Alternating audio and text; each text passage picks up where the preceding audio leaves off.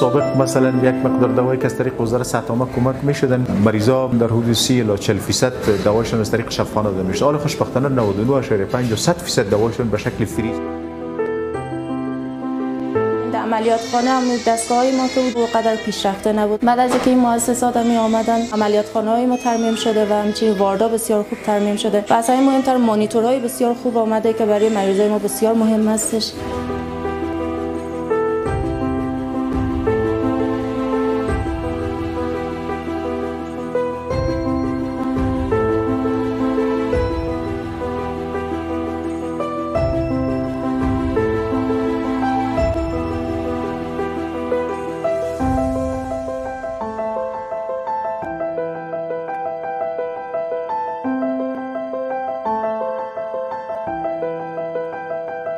یک زن بیوستم، بچه کلا ندارم، کارگر. همینجا تداوی مریض ما شده، دوایش هر چیزش، از نمی خاطر ما از اینجا راضی هستیم، خوش هستیم.